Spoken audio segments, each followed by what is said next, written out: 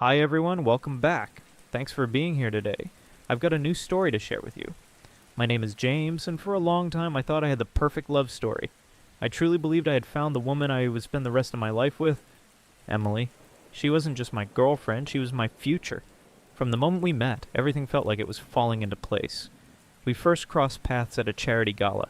I was there representing my company, and she was accompanying a friend. One moment I was just enjoying the event, and the next I was lost in conversation with the most captivating woman in the room. By the end of the night, we had exchanged numbers, and that was the start of everything. At first, things were casual, just a few messages here and there. Then it turned into daily conversations, morning texts, late-night calls, little check-ins throughout the day.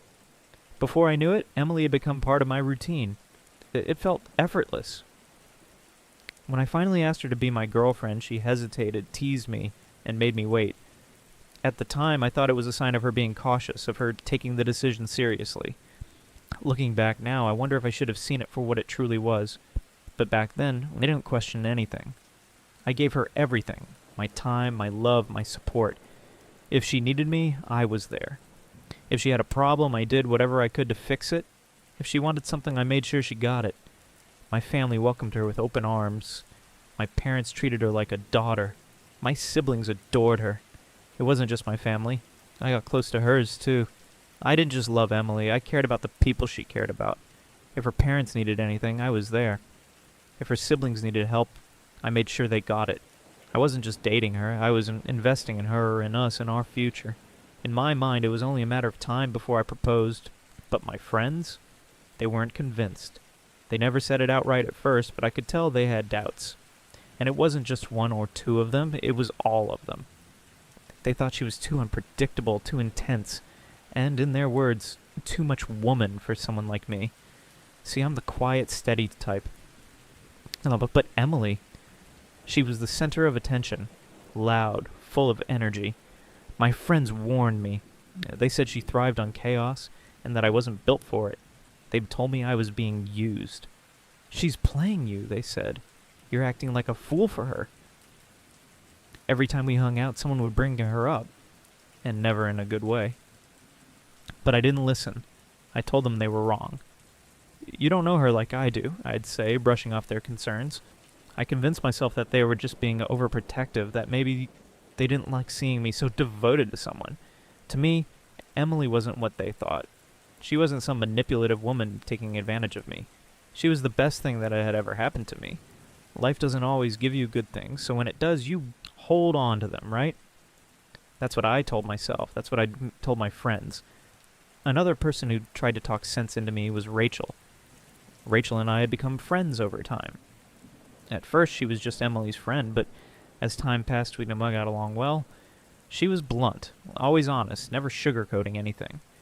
That's why I didn't expect what she told me next. She hesitated for a moment, then said the words that changed everything. James, Emily has been cheating on you. Not a mistake. Not a moment of weakness. It had been going on for a long time. She told me she had confronted Emily about it multiple times, urging her to stop. But Emily didn't care. If anything, she got bolder with it. Rachel said she couldn't stay silent anymore. She thought I deserved to know. I just stared at her.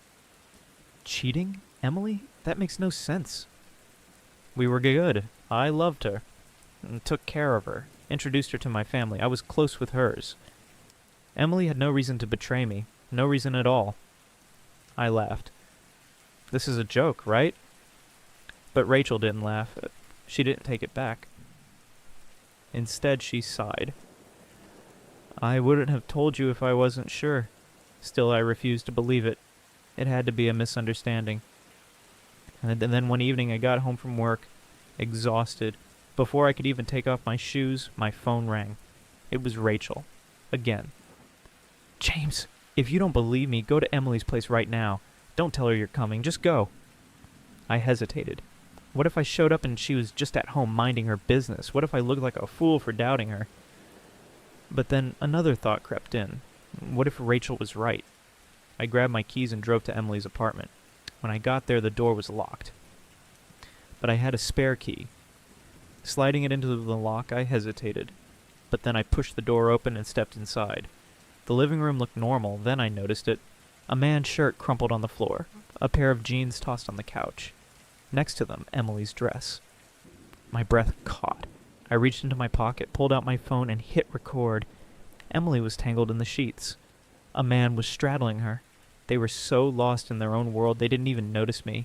I should have yelled, but I didn't. I just recorded. When I had enough, I cleared my throat.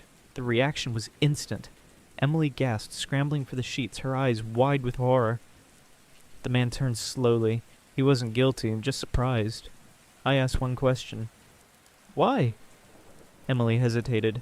Then she lifted her chin and said, "I needed a real man." "You're too soft." I didn't react. I just smiled.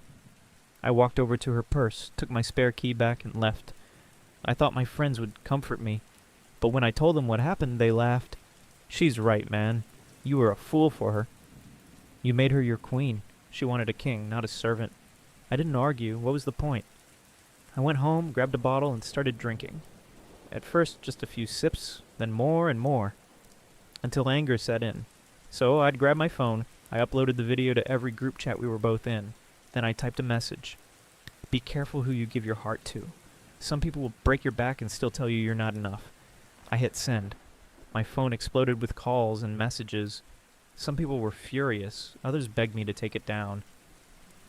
Emily's voice notes went from rage to desperation. Then came the threats. Revenge porn, they called it. It wasn't. No nudity. Just proof of what she did. If exposing the truth made me the villain, so be it. Emily? Blocked. Her friends? Blocked. Anyone defending her? Blocked. And me? I just sat there sipping my drink, feeling lighter than I had in years.